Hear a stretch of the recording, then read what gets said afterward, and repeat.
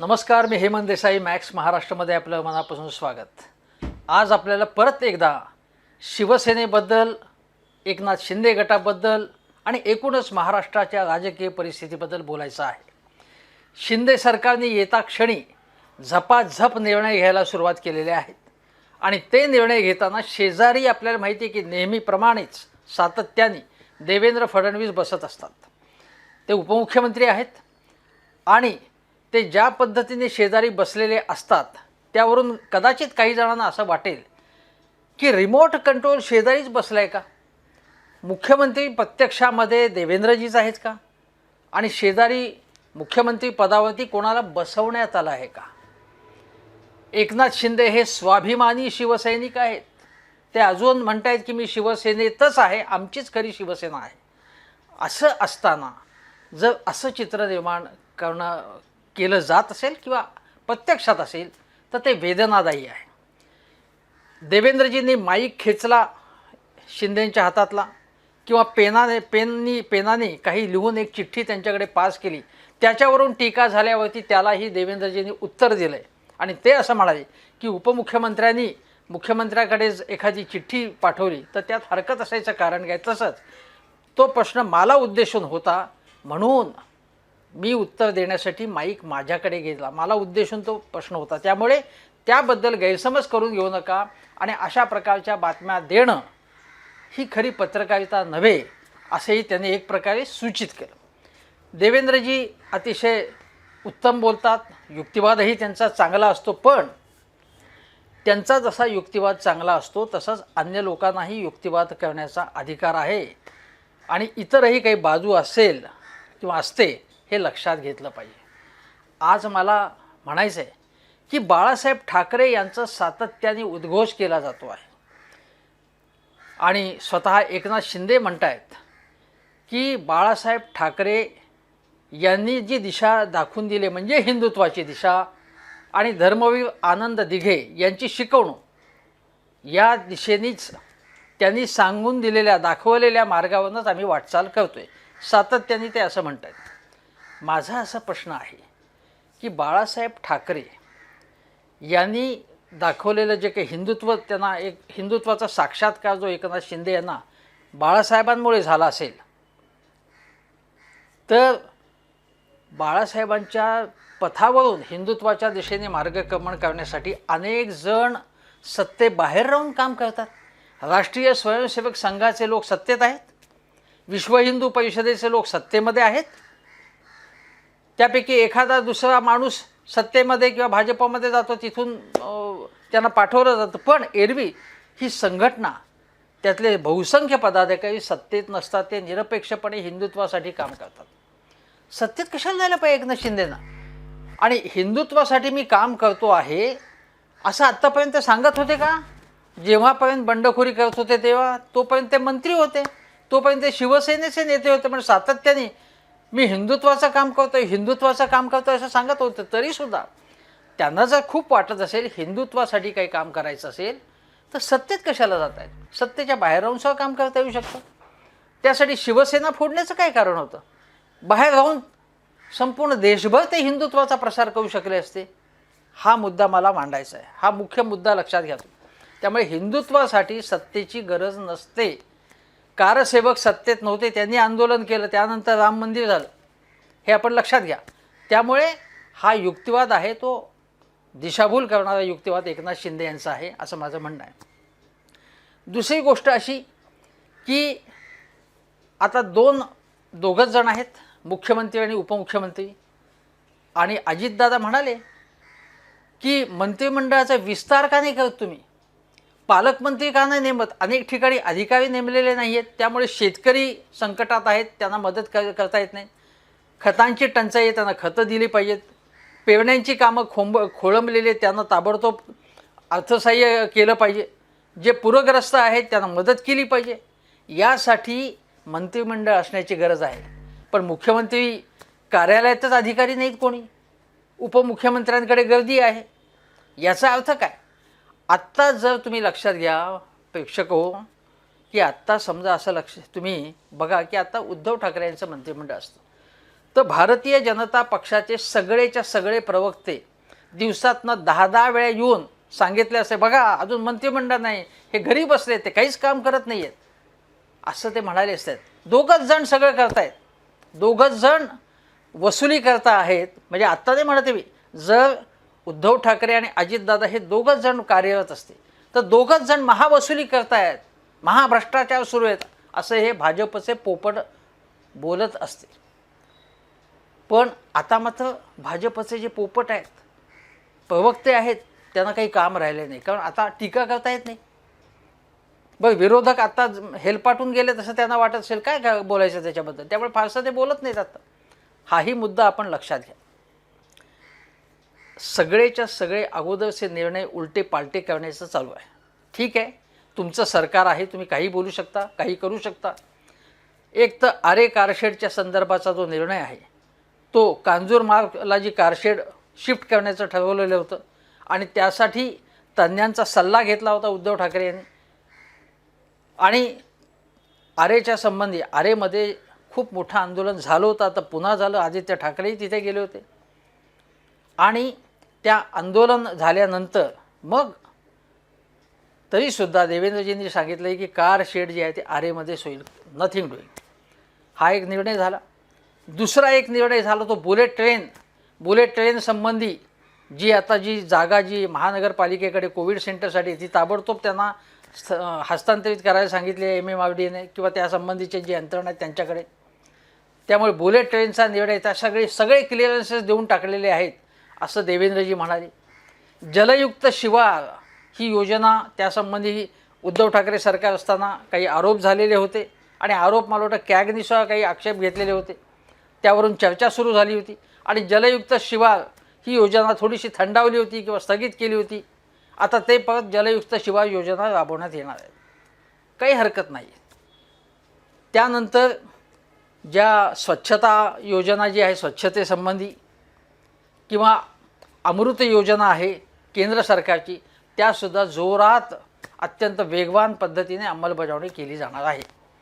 झटाझट निर्णय घेतले जात आहेत आणि एक प्रकारे हा सगळा भारतीय जनता पक्षाचा कार्यक्रम आहे. कारण एकदा एकनाथ शिंदे यांनी सांगितले की मोदीजींचा फोन आला होता की या योजना तुम्ही आता राबवा, नंतर बूस्टर डोस द्या. ठीक आहे, मोदीजींचा फोन पण त्यांनी आवर्जून उल्लेख केला.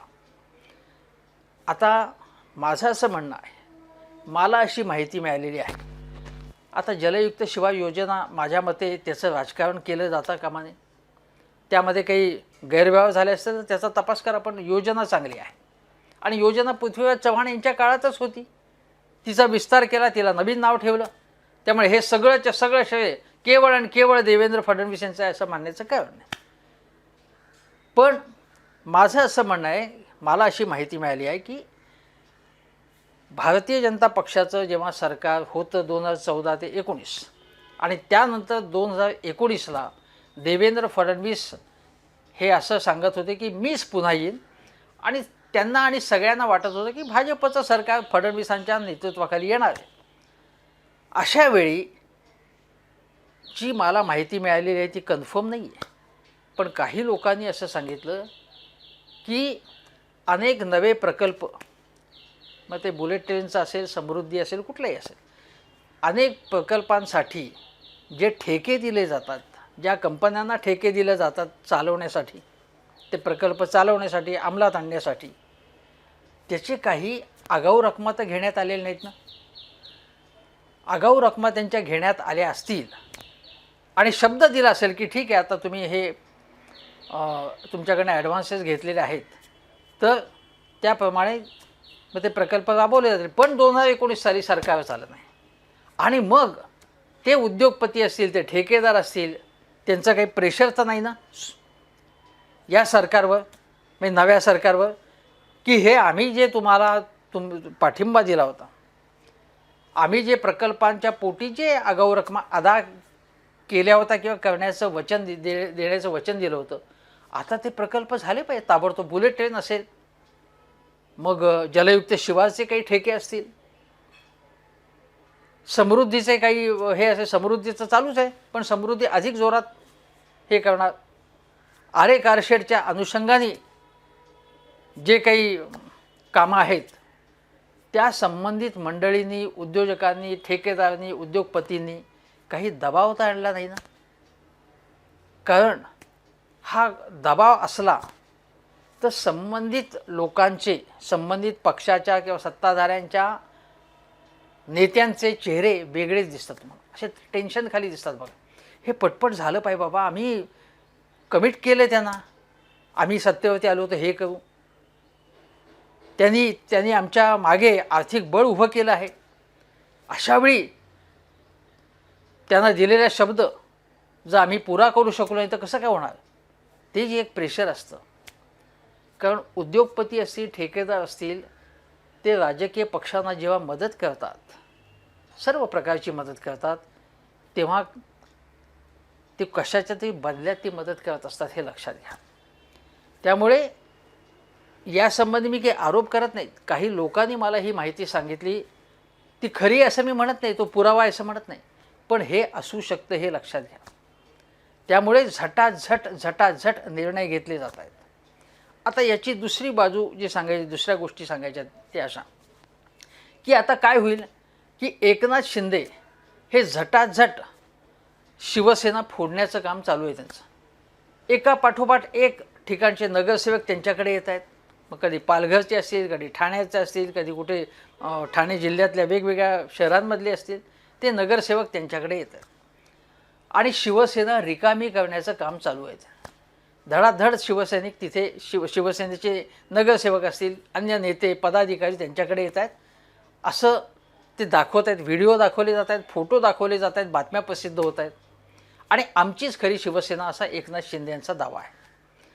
याला उत्तर म्हणून उद्धव ठाकरे असं सांगतायत की तुमच्याकडे अनेक महानगरपालिकांच्या निवडणुकाच होणार, म्हणजे ते सगळे माजी नगरसेवक आहेत, ते जावोत, तुमच्याकडे आमदार जावोत, तुमच्याकडे खासदार जावोत. कारण अजून एक खासदार आपल्याला माहिती आहे की आता एकनाथ शिंदे गटाकडे गेलेले आहेत. पण सर्वसामान्य शिवसैनिक आमच्याकडे आहे.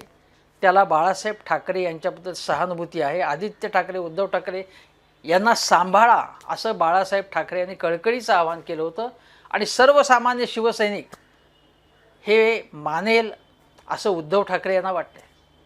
आणि मी तुम्हाला सांगतो की उद्धव ठाकरे आणि आदित्य ठाकरे आणि त्यांची जी शिवसेना, मूळ शिवसेना, खरी शिवसेना जी आहे, बाळासाहेब ठाकरे यांची शिवसेना आहे, त्यांना केवळ शिवसैनिकांचा किंवा मराठी माणसांचा पाठिंबा आहे असं समजू नका. मी तुम्हाला सांगतो की उद्धव ठाकरे यांनी ज्या प्रकारच्या भूमिका जाहीर केलेल्या आहेत, तुम्हाला सांगतो की औरंगाबादमध्ये औरंगजेब इतिहासातला नाही, जो दहशतवाद्यांशी अलीकडच्या काळामध्ये लढला, मुसलमान एक सुरक्षा दलाचा, त्याचा त्यांनी आवर्जून उल्लेख केला होता. म्हणजे ते असं वारंवार सांगत आहेत की माझ्या काळामध्ये 2.5 वर्षात आम्ही कुठेही मुस्लिम विरोधी द्वेष पसरू दिला नाही, शांतता राखण्याचा प्रयत्न करणे. खरं आहे, अगदी आपल्याला माहिती असेल अमरावतीमध्ये काही प्रकार झाले होते, त्याला भारतीय जनता पक्षाच्या नेत्यांनी काय काय तिथे केलेलं होतं आणि त्या प्रोव्होक करण्याचे प्रयत्न झाले, पण तिथे शांतता निर्माण व्हावी यासाठी दिलीप वळसे पाटील असतील, उद्धव ठाकरे असतील यांनी प्रयत्न केले आणि कुठेही ॲक्शन रिॲक्शनचा सिलसिला होणार नाही असं बघितलं. म्हणजे मुस्लिम द्वेषाचं जे राजकारण आहे ते उद्धव ठाकरे यांच्या शिवसेनेमध्ये चाललेलं नाही, खपून घेतलं जात नाही. आम्ही राष्ट्रवादी आहोत, आम्ही हिंदुत्ववादी असं म्हणतानाच हिंदुत्ववाद हा मुस्लिम द्वेषावर आधारलेला नाही आहे असं उद्धव ठाकरे सांगू बघतायत. आणि म्हणून हे गोष्ट लक्षात घेतलं पाहिजे की हा फरक आणि शिंदे गटाचा, शिंदे गटाने आमचा हिंदुत्व कसं आहे याची कुठेही व्याख्या केली नाही. ते फक्त म्हणतात बाळासाहेब ठाकरे यांचं हिंदुत्व वगैरे वगैरे. आता त्याकडे मी बाळासाहेब ठाकरे हे सातत्याने बाळासाहेब ठाकरे यांचा उल्लेख करतायत त्याच्या संबंधी सुद्धा मी तुम्हाला गोष्टी सांगणार आहे काही, त्यानंतरच्या उत्तराचा सांगतो. पहिल्यांदा असं सांगतो की आता काय होईल की एकनाथ शिंदे यांना आता लवकरात लवकर मंत्रिमंडळाचा विस्तार ते करतील आणि नंतर त्यांचं काम सुरू होईल. पण महानगरपालिकांच्या निवडणुकामध्ये प्रत्यक्षात रिझल्ट काय येतो हे बघायला लागेल. त्या रिझल्टमध्ये समजा उद्धव ठाकरे यांची जी शिवसेना आहे त्याची जास्त चमक दिसली तर त्यांना जास्त आत्मविश्वास येईल.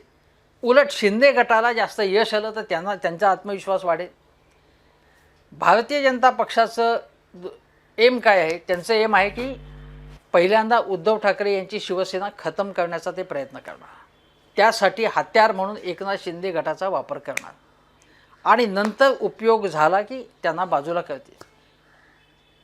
एकनाथ शिंदेंचे जे समर्थक आहेत, अब्दुल सत्तार असतील किंवा संजय शिरसाट, जे अनेक जण वेगवेगळ्या पक्षामध्ये जशी भाटगिरी करतात तशी भाटगिरी सध्या एकनाथ शिंदे यांची सुरू आहे आणि ती केवळ आणि केवळ स्वार्थी हेतूने केली जाते आहे.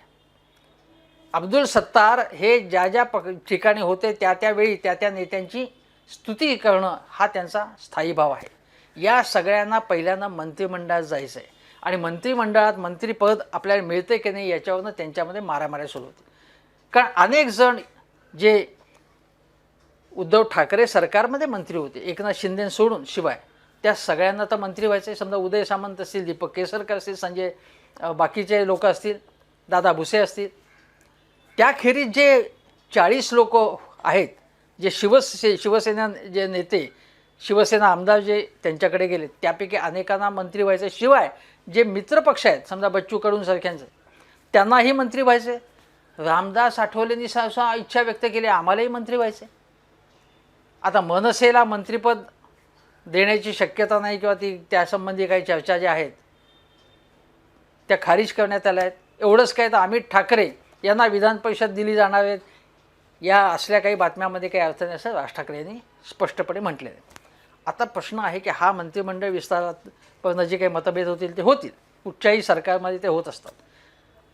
2024मध्ये काय होणार हे बघायला पहिला त्याच्या अगोदरचा टप्पा टेस्ट कुठची आहे, या महानगरपालिकांच्या निवडणुका होणार आहेत, स्थानिक स्वराज्य संस्थांच्या एकूणच निवडणुका होणार, त्यात काय होणार. आणि त्यासाठी म्हणून उद्धव ठाकरे यांना घराबाहेर पडायला लागेल. ते घराबाहेर अधूनमधून पडलेलेच आहेत पण प्रकृती सांभाळून का होईना ते त्यांना जास्तीत जास्त घराबाहेर पडायला लागेल. आणि केवळ घराबाहेर म्हणजे मुंबईत नव्हे, परवा ते भायखळ्यात गेले की शिवसैनिकांवरती हल्ला झाला तेव्हा ते धावून गेले, ही अतिशय चांगली गोष्ट त्यांनी केली. आदित्य ठाकरे निष्ठा यात्रा करतात त्याला कसा प्रतिसाद मिळतो तेही बघायला लागेल, तीही चांगली गोष्ट आहे. आदित्य ठाकरे बाहेर पडले पण निष्ठा यात्रा मुंबईच्या बाहेरसुद्धा गेली पाहिजे. आता ठिकठिकाणी जे पूरग्रस्तांचे प्रश्न असतील, शेतकऱ्यांचे प्रश्न असतील ते हाती घेण्यासाठी उद्धव ठाकरे यांनी प्रकृती सांभाळून महाराष्ट्राचा दौरा केला पाहिजे, ही पहिली गोष्ट. दुसरी गोष्ट मी असं आवाहन करतो या व्हिडिओच्या माध्यमातून, आता नेते कमी आहेत, जे आहेत ते खांद्याला खांदा लावून काम करत आहेत. मी तुम्हाला आजच उदाहरण सांगतो की संजय राऊत यांना कितीही लाखोली या भाजपवाल्यांनी लाखोली वाहिली आणि विशेषतः एकनाथ शिंदे गटांचं टार्गेट तर संजय राऊत आहे. पण संजय राऊतांनी आज एक चांगला मुद्दा उपस्थित केला आहे. ते असं म्हणाले की तुम्हाला शिवसेने सोडायची आहे, सोडली ठीक आहे ना, अनेकांनी सोडली. शिवसेना तुम्ही सोडली तर तुम्ही आता नवा पक्ष काढा, काही करा तुम्ही, पण शिवसेनेचं नाव कशाला वापरताय? मग शिवसेनाच्या नावाची माधुकरी का मागतायत असं ते म्हणाले. ते या पद्धतीने बोलतात, त्यांनी डिवचलेलं आहे. त्यांचं म्हणणं असं आहे की खरी शिवसेना वगैरे असं कशाला म्हणतात तुम्हाला जे काही करायचं हिंदुत्वासाठी काय समाजासाठी तुमच्या स्वतःसाठी करायचं ते करा ना तुम्ही, पण तुम्ही आमचं नाव वापरू नका असं ते म्हणाले. आणि मी तुम्हाला सांगतो की शिवसेना हे नाव वापरण्याशिवाय एकनाथ शिंदेना कुठलंही गत्यंतर नाही. त्यांना सारखं वापरायला लागतं. माझा असा मुद्दा आहे की केवळ मराठी माणसं किंवा महाराष्ट्रातले हिंदुत्ववादी लोक हे शिवसेना म्हणजे उद्धव ठाकरेंच्या शिवसेना केवळ यांचा पाठिंबा आहे हे चुकीची गोष्ट. त्यांचा तर पाठिंबा आहे, त्याच्याशिवाय मी असं म्हणतो आहे की अल्पसंख्य समाजातले लोक, मुस्लिम समाजातले लोक, शीख समाजातले लोक, ज्यांना बाळासाहेब ठाकरे यांनी मुंबईमध्ये ज्यावेळी शीख विरोधी दंगे झाले दिल्लीमध्ये त्याचं ठिकठिकाणी पडसाद उमटले त्यावेळी त्यांना संरक्षण दिलेलं होतं. मुंबईमध्ये जे परप्रांतीय लोकसुद्धा हिंदू होते त्यांना संरक्षण देण्याचं काम आम्ही केलं असं सातत्याने शिवसेनेने सांगितलं आहे आणि ते काही प्रमाणात खरंच आहे. त्यावेळी त्यांना संरक्षण दिलं, बाकी काय काय शिवसेनेने केले हा चर्चेचा मुद्दा नाही आहे. पण शिवसेनेने त्यांचं संरक्षण केलं हे तर खरंच आहे. अनेक ठिकाणच्या हिंदूंना संकटापासून वाचवण्याचा प्रयत्नसुद्धा शिवसेनेने त्यावेळी केलेला होता, हे लक्षात ठेवलं पाहिजे आपण. म्हणजे परप्रांतीय एवढंच नव्हे तर आज शिवसेनेचं जे काही एकूण धोरण आहे, उद्धव ठाकरे यांच्या शिवसेनेचं, त्यामुळे आणि त्यांचं मुख्यमंत्री पदाची जी त्यांनी कामगिरी केली आहे किंवा कोविडच्या काळात जी कामगिरी केली, त्यामुळे अन्य समाजातले लोक, अन्य भाषिक लोक, परप्रांतीय म्हणतो ज्यांना, ते सगळे म्हणजे सगळ्या समाजातले सगळे लोक, सगळ्या धर्माचे लोक, एवढंच नव्हे तर मुस्लिम समाजाचे लोक हे उद्धव ठाकरे यांच्याबद्दल त्यांना सहानुभूती आहे, हे लक्षात ठेवलं पाहिजे. त्यामुळे हिंदुत्व करून यांनी हिंदुत्व सोडलं असं म्हणून शिवसेनेची जी मूळ शिवसेना आहे तिला बदनाम करण्याचं काम जे चाललेलं आहे त्यामागचं कट कारस्थान लक्षात घेतलं पाहिजे. म्हणजे शिवसेनेने उद्धव सेनेने हिंदुत्व सोडलं आहे असं म्हटलं की सगळी व्होट्स जी आहेत ती आपल्याकडे येतील, हा भाजपचा डाव आहे. आपल्याकडे म्हणजे आता सध्या त्यांचा मित्र एकनाथ शिंदे त्यांच्याकडे येतील असा त्यांचा डाव आहे. उद्धव ठाकरे यांना त्यांचा विरोध काय, तर केवळ आणि केवळ भाजपचा विरोध. उद्धव ठाकरे यांनी त्यांची साथ सोडल्यानंतर उद्धव ठाकरे यांच्या शिवसेनेतले त्यांना सगळे दोष दिसायला लागले, हा भाग आहे. मी असं म्हणेन की याच्या पलीकडे जाऊन आता मी जसं म्हटलं की उद्धव ठाकरे यांनी बाहेर पडले पाहिजे, आदित्य ठाकरे यांनी सगळीकडे दौरे केले पाहिजेत. एवढेच नव्हे तर काही ठिकाणी जे संकटात सापडलेले लोक आहेत त्यांच्या मदतीला धावून जाणं हे शिवसेनेचा जो स्थायी भाव आहे. असं जिथे जिथे आत्ता संकटात आहेत, पूर असेल किंवा अन्य काही कारणामुळे शेतकरी असेल, त्या ठिकाणी शिवसेनेने आणि शिवसेनेच्या प्रमुख नेत्यांनी धावून गेलं पाहिजे. तर लोकांना आधार मिळेल, लोकांना ती आपली वाटेल आणखीन. कारण सातत्याने म्हणजे दंगल असो किंवा दंगलीमध्ये नाही तर ब्लड कॅम्प्स असो, अशा अनेक बाबतीमध्ये किंवा कोरोना असो, शिवसेनेने मदतीची भूमिका निभावलेली आहे आणि या काळात सुद्धा त्यांनी ती विरोधात असताना सुद्धा निभावली पाहिजे. अजितदादा पवार यांनी चांगले काही मुद्दे मांडलेले आहेत आणि अजितदादा पवार यांचे दौरे सुरू आहेत. विरोधी पक्षनेत्याची जबाबदारी ते व्यवस्थितपणे पार पडत आहेत. पण मी असं सांगेन की रश्मिताई ठाकरे यांनीसुद्धा आता बाहेर पडलं पाहिजे. आता शिवसेना संकटात आहे आणि मी तुम्हाला सांगतो की उद्धव ठाकरे यांच्याबद्दल वेगवेगळ्या वयोगटातील म्हणजे अगदी वयोगटातील महिलांना कुटुंबातला एक माणूस उद्धव ठाकरे वाटतो. आणि रश्मिताई जर बाहेर पडल्या तर महिला वर्ग मोठ्या प्रमाणामध्ये शिवसेनेला, संकटात सापडलेल्या शिवसेनेला साथ देण्यासाठी पुढे येईल असं मला मुद्दामून सूचना करावीशी वाटते. आता मी असं म्हणेन की महिलांचा विषय निघाला म्हणून सांगतो की या शिंदे गटामध्ये संजय राठोड आहेत की संजय राठोड यांना अटक करा, त्यांना मंत्रिमंडळातून हाकला, त्यांना शिक्षा द्या, तुरुंगात पाठवा, अशी मागणी चित्रा वाघ, भाजपच्या महिला आघाडीच्या नेत्या चित्रा वाघ सातत्याने करत होते, अन्य नेते करत होते. आता संजय राठोड यांच्याबद्दल हे ब्र देखील काढत नाही आहेत. दुसरा मुद्दा मला सांगायचा आहे की आणीबाणीला बाळासाहेब ठाकरे यांचा पाठिंबा होता, आपल्याला माहिती असेल. आणि बाळासाहेब ठाकरे यांचा पाठिंबा आणीबाणीला आणि त्या काळात इंदिरा गांधींना होता.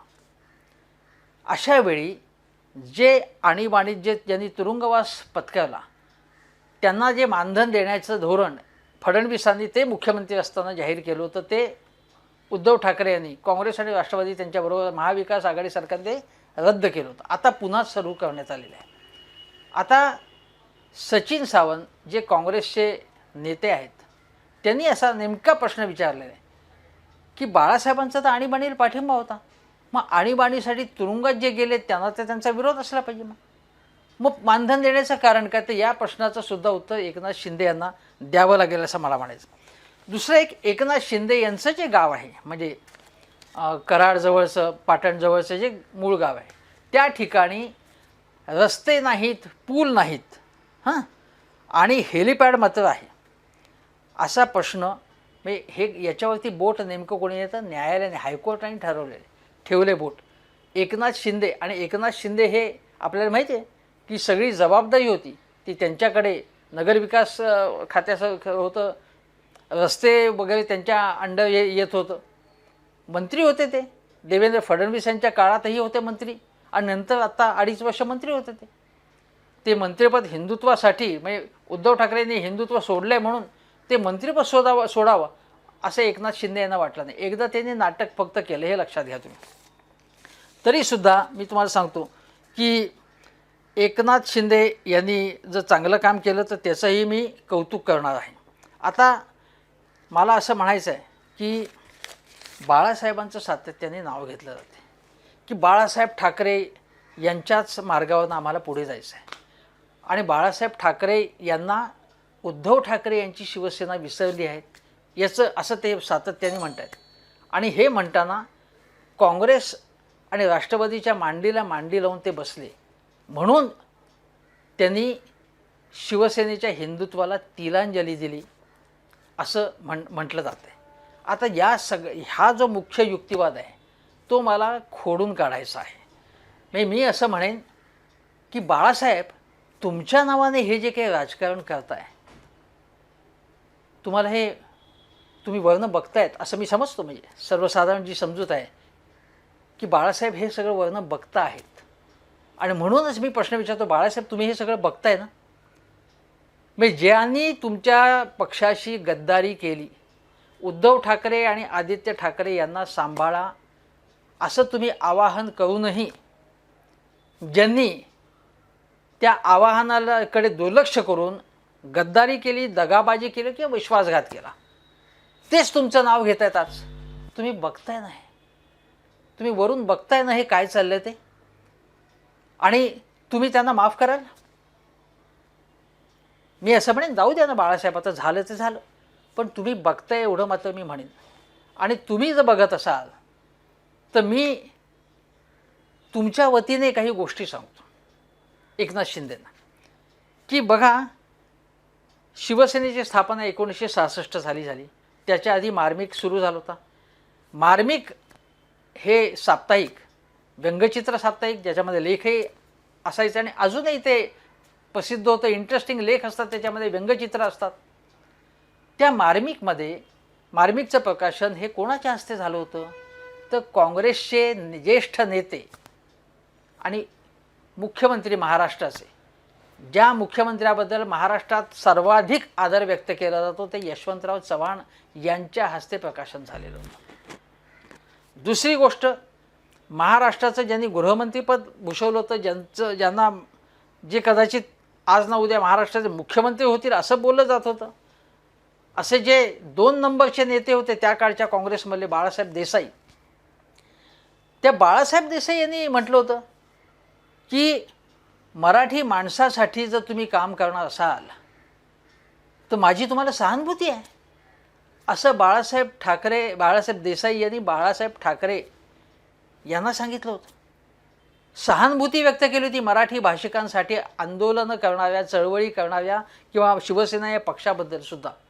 शिवसेना तेव्हा संघटना होती, पुढे हळूहळू त्याचं पक्षात रूपांतर झालं, ते निवडणुका लढायला लागले, त्यावेळी त्यांनी असं सांगितलेलं होतं.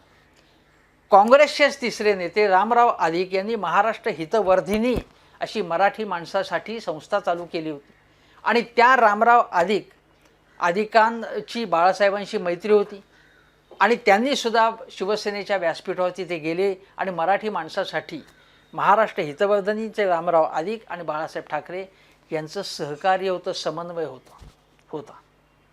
वसंतराव नाईक आणि बाळासाहेब ठाकरे यांची मैत्री होती. शिवसेनेला तेव्हा वसंत सेना म्हणजे काय, वसंतराव नाईक हे काँग्रेसचे होते, त्यामुळे वसंत सेना त्याला म्हटलं जायचं. त्याचं आता बाकी काही शिवसेनेच्या मार्फत काँग्रेसने केलं हे सांगण्याचं आत्ता हे नाही, मी अगोदर सांगितलेलं आहे, पण ते काँग्रेसचेच होते. ज्या अंतुले यांच्या काळामध्ये शिवसेनेने एकदा काँग्रेसच्या विरुद्ध निवडणुका लढवण्याचं नाकारलं, बाळासाहेबांनी, कुठलाही पक्ष जेव्हा राजकारणात उतरतो तेव्हा त्याला निवडणुका लढवायच्या असतात, ते त्यांनी टाळलं. असा धाडसी निर्णय आणि तो काँग्रेसच्या हिताचा निर्णय होता तो त्यावेळी. आणि त्या बदल्यात विधान परिषदेतल्या 2 जागा शिवसेनेला मिळाल्या होत्या त्यावेळी. म्हणजे काँग्रेसशी सहकार्य केलं, काँग्रेसबरोबर व्यासपीठावरती असलं, काँग्रेसला पूरक राजकारण केलं, म्हणजे शिवसेना ही आपल्या मूळ मार्गापासून दुरावली असं बिलकुल नाही. हे लक्षात घेतलं पाहिजे. त्यामुळे हा जो युक्तिवाद जो देवेंद्र फडणवीस, चंद्रकांतदादा पाटील किंवा मोदी शहा यांचा आहे, भाजपची ही भाषा आहे, तीच भाषा ही एकनाथ शिंदे आज बोलत आहेत. म्हणजे एकनाथ शिंदे हे भाजपतच जणू आहेत, ते भाजपचेच नेते आहेत. विलीन व्हा ना तुम्ही त्यांच्याकडे, त्यांची भाषा बोलतायत. शिवसेना हा पहिल्यांदा मराठी माणसाच्या हितासाठी पक्ष स्थापन झाला होता. आणि तुम्हाला सांगतो की 1860-61च्या सुमारास मुंबईमध्ये 60% मराठी माणूस होता. शिवसेनेची जेव्हा स्थापना झाली त्यावेळी तो साधारण 50-51% होता. मग तो 40%वरती आला आणि आज तो 30-32-33% आहे. पण मराठी भाषिकांसाठी शिवसेनेची स्थापना झाली होती. हिंदुत्व हे नंतर आलेलं आहे. या मराठी माणसाच्या रोजगाराचे प्रश्न आज सगळ्यात महत्त्वाचे आहेत. त्या रोजगाराचे प्रश्न हे एकनाथ शिंदे हाताळणार आहेत का? उद्धव ठाकरे यांनी काय म्हटलं होतं की म्हणजे हातांना काम हे सगळ्यात महत्त्वाचं आहे.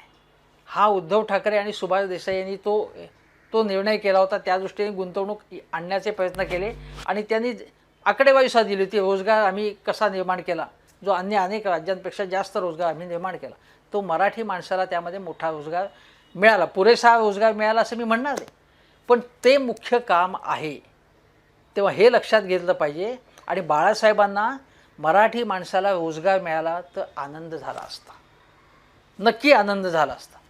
बाळासाहेब असतानाच उद्धव ठाकरे यांनी मी मुंबईकर असं अभियान केलं होतं.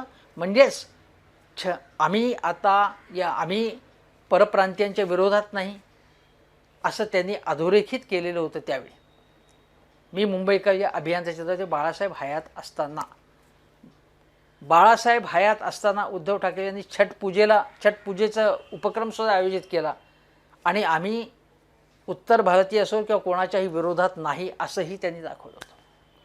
तेव्हा बाळासाहेबांच्या नावाने जे काही बोललं जातं आहे, बाळासाहेब हयात असताना उद्धव ठाकरे यांनी सुद्धा शिवसेनेचा एक धोरण जे काळानुसार बदलावं लागतं ते बदललं होतं आणि अधिक सर्वसमावेशक भूमिका घेतली होती. आणि ही बाळासाहेबांनाही आवडलेली होती. बाळासाहेब हयात असताना हे लक्षात घ्या तुम्ही.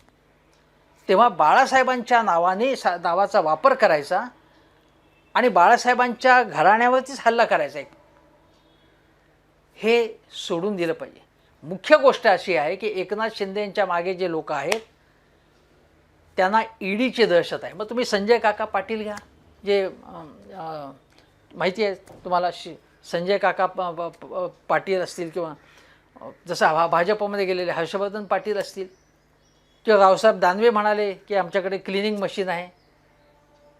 हे सगळं पुरावा आहे की भाजपशी आपण मैत्री केली की समृद्धी महामार्गात समजा काही एकनाथ शिंदे आत्ता असताना समृद्धी महामार्ग आणखीन पुढे नेला, त्यामध्ये जर काही गोंधळ झाले असतील आणि जर एकनाथ शिंदे शिवसेनेतच असते उद्धव ठाकरेंबरोबर तर कदाचित त्याचीच चौकशी सुरू झाली असते. हे आपण लक्षात घेतलं पाहिजे. त्यामुळे ईडीच्या भीतीमुळे या माणसांनी भाजपशी तह केला आहे आणि भाजपनी त्यांना माफ केलेलं आहे. बघा, किरीट सोमय्या सुद्धा चुरू पूर्वी इतके बोलत नाहीत आता. हे लक्षात घ्या. मुद्दा लक्षात घ्या की भाजपची ही लबाडी लक्षात घ्या, एकनाथ शिंदे गटाचीही लबाडी लक्षात घ्या. आणि हे जे काही शक्ती प्रदर्शन करतात इथे येऊन, हे काय आहे? कशासाठी शक्ती प्रदर्शन केलं जातं आहे? त्याचा खर्च कोण करते? एवढा खर्च हे आमदार करतात शक्ती प्रदर्शन, त्यासाठी गाड्या घोड्या घेऊन त्यांची राहायची व्यवस्था, हे कशासाठी केलं जात आहे? आणि हे हिंदुत्वासाठी केलं जात आहे? ही गोष्ट आपण लक्षात ठेवली पाहिजे. दुसरी गोष्ट मी आता तुम्हाला या जो व्हिडिओचा मला महत्त्वाचे मुद्दा जो सांगायचा तो असा की बघा, शिवसेना संपवण्याची म्हणजे उद्धव ठाकरेंची शिवसेना संपवण्याच्या वल्गना केल्या जात आहेत. आता प्रमोद नवलकर यांनी एका साप्ताहिक लाल महाल म्हणून एका साप्ताहिकात एका लेखात काय म्हटलं होतं ते मी तुम्हाला 2 ओळी सांगतो. प्रमोद नवलकर हे शिवसेनेचे अगदी मोठे नेते, ते आता आपल्यात नाही आहेत. शंकरराव चव्हाणांपासून डांग्यांपर्यंत शिवसेना संपवण्याची भाषा अनेक रथी महारथींनी केली, पण कोणीही शिवसेनेचा केसही वाकडा करू शकले नाही. डोक्यात राख घालून किंवा सत्तेची स्वप्ने पाहून सेना सोडून गेलेल्यांची यादी मोठी आहे, नवलकर म्हणतात. पण त्यांचं नामोनिशाणसुद्धा शिल्लक राहिलेलं नाही. वाघाचं कातडं पांघरून काही जण गुरगुरू लागल्याने नवोदित सैनिकही गोंधळतात. आणि हे नवलकर म्हणतात. बाळासाहेबांचा उल्लेख त्यांनी केला नवलकरांनी, आणि ते म्हणाले की या चिमण्यांनो परत फिरा असं त्यांनी आवाहन केलं होतं. जे शिवसेना सोडून गेले होते बाळासाहेबांनी, त्या आव्हानाला प्रतिसाद तेवढा मिळाला नव्हता. आणि मग बाळासाहेब काय म्हणाले ते नवलकर म्हणतात की ज्यांना मी आवाहन केले ते जोपर्यंत सेनेत होते तोपर्यंत ते वाघ होते, असं बाळासाहेब ठाकरे म्हणाले होते. पलीकडे गेल्यावर त्यांच्या चिमण्या झाल्या, चिमण्या झाल्या आणि त्यांचीच चिवचिव सुरू झाली. म्हणजे बाळासाहेब आज वर्ण बघत असतील, बाळासाहेब आज हयात असते तर ते असंच म्हणाले असते की जे एकनाथ शिंदेच्या बरोबर जे गेलेत, एकनाथ शिंदे जे गेलेले आहेत त्यांची चिवचिव सुरू आहे आणि ते आता वाघ राहिलेले नाही आहेत, असं त्यांनी म्हटलं असतं बाळासाहेबांनी. हे मी तुम्हाला सांगतो. आता बघा की बाळासाहेबांच्या बद्दलची काही मी तुम्हाला त्यांच्या धाडसाची उदाहरणं कदाचित अगोदर मी सांगितलं असेल. पण जेव्हा शिवसेनेची स्थापना झाली त्यानंतर 1.5 वर्षातच 40-42 नगरसेवक त्यांनी निवडून आणले मुंबई महानगरपालिकेमध्ये आणि प्रजा समाजवादी पक्षाची युती केली. विरोधी पक्षाचं प्रमुख विरोधी पक्षाचं एक स्थान त्यांनी मिळवलं शिवसेनेने, हे लक्षात घ्या. त्यानंतर ठाण्यामध्ये त्यांनी स्थान मिळवलं. हे बाळासाहेबांनी त्यांच्या ताकदीवरती, शक्ती सामर्थ्यावरती भाजपची मदत न घेता मिळवलेलं होतं. म्हणजे भाजप नव्हता तेव्हा, जनसंघ होता, त्याच्या मदतीशिवाय ते हे त्यांनी मिळवलेलं होतं. दुसरी गोष्ट म्हणजे ज्यावेळी दक्षिणी लोकांच्या विरुद्ध आंदोलन सुरू होतं, साऊथ इंडियन्सच्या विरुद्ध, म्हणजे नोकऱ्या मिळत नव्हत्या आणि नोकऱ्या विशिष्ट समाजातल्या लोकांनाच दिल्या जात होत्या, म्हणून शिवसेनेने जे आंदोलन केलं आणि त्याच्यानंतर त्यांची महत्त्वाची संघटना निर्माण झाली, लोकाधिकार संघटना निर्माण झाली. सुधीर जोशींनी त्याचं नेतृत्व केलं. त्या संघटनेने ती संघटना निर्माण झाली. त्यावेळी मोरारजी देसाई यांच्या गाडीसमोर पेंडकर नावाचा शिवसैनिक न घाबरता गाडीसमोर आला आणि त्यानंतर जेव्हा दगडफेक सुरू झाली तेव्हा बाळासाहेब ठाकरे तिथून हल्ले नाहीत. ते जीपवरती उभे राहिले, ते हल्ले नाही तिथून. ही गोष्ट त्यांच्या साहसाची द्योतक आहे. दुसरी गोष्ट की जेव्हा बेळगावमधलं सीमाप्रश्नाचं आंदोलन झालं तेव्हा छगन भुजबळांना तिकडे जायचं होतं, त्यांना जायला आदेश दिला बाळासाहेबांनी, शिवसेनेत होते तेव्हा. त्यावेळी छगन भुजबळ यांच्या पत्नीचं एक ऑपरेशन होतं. बाळासाहेब म्हणाले काळजी करू नका, तुम्ही पण तिकडे जा. आणि छगनराव तिकडे गेले. पण इकडे मीनाताई ठाकरे आणि बाळासाहेब ठाकरे हॉस्पिटलमध्ये छगन भुजबळांच्या पत्नीच्या काळजीपोटी त्यांच्या मदतीसाठी तिथे हॉस्पिटलमध्ये तळ ठोकून होते. ज्यावेळी मनोहर जोशी यांची मुलगी तापाने फणफणलेली होती आणि तेव्हा मनोहर पंत आणि बाळासाहेब नाशिकला होते, तेव्हासुद्धा ताबडतोब मनोहर पंत इकडे आले. तेव्हा बाळासाहेब त्यांच्याबरोबर मुलीला बघायला गेले आणि तिचा ताप उतरेपर्यंत तिथे थांबले होते. हे मनोहर जोशींनीच त्यांनी एकदा ही आठवण सांगितलेली होती. मला हे मुद्दामून सांगायचं आहे की बाळासाहेबांचा हा स्वभाव कशा प्रकारचा होता. आता जे मी तुम्हाला सांगतो आहे ते असं की ज्यावेळी मी बाळासाहेब ठाकरेंनी कशा भूमिका घेतल्या, म्हणजे ज्यावेळी त्यांनी पाकिस्तानशी क्रिकेट खेळता कामा नये अशी भूमिका प्रथम बाळासाहेबांनी घेतली. आणि मग 2004 साली जेव्हा क्रीडा मंत्री होत्या उमा भारती वाजपेयी सरकारमध्ये, तेव्हा त्यांनी तशा प्रकारचं वक्तव्य केलं. पण आधी भूमिका बाळासाहेबांनी घेतली होती ती. आणि माहिती आहे तुम्हाला की खेळपट्टी कशी उचकटली गेली होती. दुसरं म्हणजे मराठी भाषेचं जे कंकण शिवसेनेने बांधलेलं होतं ते शिवसेनेने आधी बांधलं.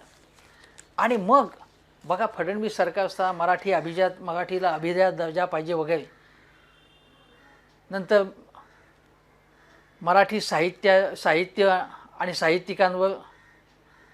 साहित्यिकांचं एकूण सगळं प्रदर्शन घडवणारं चांगलं एक जे गाव आहे महाबळेश्वर पाचगणीजवळ ते विकसित करण्यात आलं. ते विनोद तावडे यांच्या यांनी. पण त्यांनी प्रेरणा कुठून घेतली असेल ती बाळासाहेबांच्या भूमिकेतनं ती प्रेरणा त्यांनी घेतली. म्हणजे पहिल्यांदा या भूमिका कोणी घेतल्या तर त्यांनी घेतल्या. त्याचप्रमाणे बाबरीच्या वेळीसुद्धा पहिली भूमिका कोणी घेतली होती की ते शिवसैनिक असतील तर त्यांचा आम्हाला अभिमान असेल असं बाळासाहेब म्हणाले. मग शिवसेनेने हे केलं. मग भाजपनी तशाच प्रकारची भूमिका म्हणजे अनेक वर्षानंतर की आम्हीच त्याच्यात होतो असं मग सगळी केस संपल्यानंतर न्यायालयाची केस संपल्यानंतर मग बोलायला लागले भाजपवाले. त्याच्या अगोदर तेव्हा ते बोलत नव्हते. तेव्हा त्यांनी हात वर केलेले होते. म्हणजे बाबरी मशीद पडल्यानंतर तेव्हा ते म्हणत होते की एक धक्का और दो, बाबरी मशीद तोड दो. आणि आता ते म्हणतायत की ती मशीद नव्हती, तो ढाचा होता. म्हणजे भाजप शब्द कसे फिरवते आणि भ्याडपणाची वृत्तीचं प्रदर्शन कसं करते हेही मी तुम्हाला आत्ता सांगतोय. आणि शिवसेनेचा स्वभाव हा तसा नव्हता. मनोहर जोशी आणि सुधीर जोशी यांना सुद्धा एका टप्प्यावर बाळासाहेबांनी सांगितलं. शिवसेना हा पक्ष होता पण त्यांना सांगितलं तुम्ही कमळाच्या चिन्हावरती निवडणूक लढवा असं त्यांना सांगितलं होतं. म्हणजे ते अशा प्रकारच्या जसं काँग्रेसच्या बद्दल जसं भाजपच्या बद्दल अशा भूमिका धाडसीपणे ते घेत असत. प्रमोद महाजन यांचा ते सन्मान करत कारण ते वाजपेयी आणि अडवाणी यांचे प्रतिनिधी आहेत म्हणून ते त्यांचा सन्मान घेत. गोपीनाथ मुंडे यांनी एकदा जी सांगितली ती गोष्ट ती अशी की 1990च्या निवडणुकीमध्ये महाराष्ट्रभर 101 सभा बाळासाहेबांनी घेतल्या. 101 सभा. आणि ते मराठवाड्यात अहमदपूरला आले होते. पण त्यांची परळीला काही सभा नव्हती.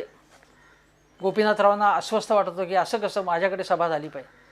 बाळासाहेबांनी सगळी ॲडजस्टमेंट केली. स्वतःच्या 2 सभा रद्द केल्या आणि त्यांच्यासाठी सभा घेतली. म्हणजे भाजपच्या गोपीनाथ मुंडे यांच्यासाठी सभा घेतली. ज्यावेळी युतीचं सरकार पहिलं आलं तेव्हा गोपीनाथरावांना त्यांनी उपमुख्यमंत्री करा म्हणून पाठिंबा दिला पूर्णपणे.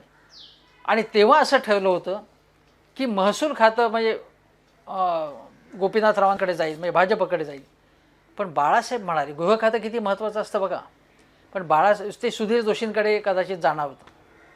बाळासाहेब म्हणाले की यासाठी आक्रमक असा नेता लागेल आणि म्हणून तुम्ही व्हा असं त्यांनी सांगितलं. बाळासाहेबांनी भाजपच्या गोपीनाथ मुंड्यांना त्यावेळी त्यासाठी पाठिंबा दिला होता. माझं असं म्हणणं आहे मला सांगायचं सगळं असं आहे की बाळासाहेब कशा प्रकारचे होते. आणि म्हणून मी आत्ता सांगतो की बाळासाहेबांनी या सगळ्या या धाडसी भूमिका घेतल्या. मी कशा घेतल्या सांगितलं की काँग्रेसच्या बाजूची सुद्धा भूमिका कशी घेतली. बाळासाहेब म्हणायचे की बाळासाहेबांनी अझहरुद्दीनचंही कौतुक केलं होतं आणि ते असं म्हणायचे की मला राष्ट्रभक्त मुसलमानांचा मला कौतुक आहे आदर आहे. पण जे पाकिस्तानवादी भूमिका घेतात त्यांच्याशी माझा पंगा आहे असं ते त्यांचं म्हणणं होतं. उद्धव ठाकरे यांनी सुद्धा तशाच प्रकारची भूमिका घेतली. कुठल्याही प्रकारे हिंदुत्व सोडलेलं नाही. त्यांनी हिंदुत्व सोडलंय असं सातत्याने सांगून प्रचार करायचा अपप्रचार करायचा अशी गोष्ट चाललेली आहे. त्यामुळे हा जो काही ही सगळी काही व्यूहरचना आहे ती सर्वसामान्य लोकांनी समजून घेतली पाहिजे.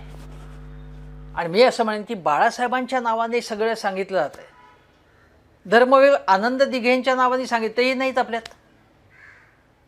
मला वाटत नाही की शिवसेनेचा त्याग करून धर्मवीरांनाही आवडलं असतं भाजपशी दोस्ती करणं. शिवसेनेच्या पाठीत खंजीर खुपसून शिवसेना फोडून कधीही इतकी फुटली नव्हती तेवढी फोडून शिवसेनेचा जेवढी वाट वाढवण्याचा प्रयत्न करून भाजपशी दोस्ती करायची हे धर्मवीरांनाही आवडलं असतं का मी तुम्हाला प्रश्न करतो. जे आपल्यात नाही आहेत त्यांच्या नावाने काही सांगायचं आणि आपले हित आपला स्वार्थ साधायचा हे सध्या चालू आहे हे लक्षात घ्या तुम्ही. मी असं म्हणत नाही की महाविकास आघाडी सरकारचं सगळं काही चांगलं होतं, बिलकुल नाही मी म्हणत. मी टीका केली त्याच्यावरती अनेकदा, अनेक पोस्ट लिहिलेले त्याच्यावर. पण हे लक्षात घेतलं पाहिजे की बाळासाहेब ठाकरे यांच्या नावाने कशा प्रकारचं राजकारण भाजप खेळत आहे. बाळासाहेब ठाकरे हयात असताना सुद्धा तीव्र मतभेद भाजपचे त्यांच्याशी झालेले होते, हे लक्षात घ्या तुम्ही. ते तीव्र मतभेद झाले होते, चांगली खणाखणी झालेली होती. म्हणून आम्ही बाळासाहेबांना काही त्रासच दिला नाही असं जे म्हणतायत त्यांच्यापासून सावध राहा. बाळासाहेब ठाकरे हे वर्ण सगळं बघतायत आणि ज्यांचा सांभाळ करा, ज्या पक्षाचा, केवळ उद्धव आणि आदित्याचा सांभाळ करा म्हणजे त्यांचे चिरंजीव आहेत किंवा त्यांचा नातू आहे म्हणून नाही. ते शिवसेनेचे नेते आहेत, शिवसेनेचे कर्ते धर्ते आहेत. शिवसेनेची काळजी घेतली पाहिजे. उद्धव ठाकरे आणि आदित्यची काळजी म्हणजे शिवसेनेची काळजी घेतली पाहिजे. शिवसेनेशी जे दगाबाजी करतात त्यांच्याशी संगनमत करू नका असं त्यांना सांगायचं आहे. पण दीपक केसरकर कसं सांगतायत, ते सॉफ्टली बोलतात. ते काय म्हणत होते आधी की आम्ही बोलणी करायला तयार आहोत, मी मातोश्रीवर जायला तयार आहे. आणि मग पुढच्या टप्प्यात काय म्हणाले, जेव्हा असं म्हणण्यात आलं, आता बघा द्रौपदी मुर्मूंना पाठिंबा दिला उद्धवजींनी, मग असं चालवण्यात आलं की उद्धव ठाकरे आणि एकनाथ शिंदे गटात काही समझोता होणार आहे असं चालवण्यात आलं. पण उद्धव ठाकरे यांनी हिंमत आपली सोडलेली नाही. पण जोरदार ते अटॅक यांच्यावरती करतायत का नाही, ते त्यांना काम करायचे कळू दे असं म्हणतात ते. पण आपण आपलं काम करायचं असं त्यांची भूमिका आहे. पण उद्या समजा असं उद्धव ठाकरे म्हणाले, समजा म्हणाले की चला आपण एकत्र येऊया, मग दीपक केसरकर काय म्हणतायत की नाही ते आता आमच्या हातात नाही, येतात ते आता तुम्हाला भाजपशी बोलायला लागेल असं ते म्हणतात. म्हणजे बोलायचं फक्त की आम्ही एकत्र परत यायला तयार आहोत, बोलायचं असं. दीपक केसरकर काय बोलतात, आपण एकत्र येऊया असं नुसतं म्हणायचं. समजा ते आले पुढे, ते एकत्र यायला तयार असतील का नाही, कारण त्यांना शिवसेना ठाकरे मुक्त करायची आहे हे लक्षात घ्या शिवसैनिकांनो आणि सर्वसामान्य मराठी माणसांनो, सर्वसामान्य महाराष्ट्रातले सगळे जे काही लोक आहेत त्यांनी हे लक्षात घ्या. हा डाव लक्षात घ्या तुम्ही. बाळासाहेब ठाकरे यांचं नाव वापरायचं आणि बाळासाहेब ठाकरे यांचा वारसाच नष्ट करायचा, राजकीयदृष्ट्या नष्ट करायचा, शिवसेना संपवायची.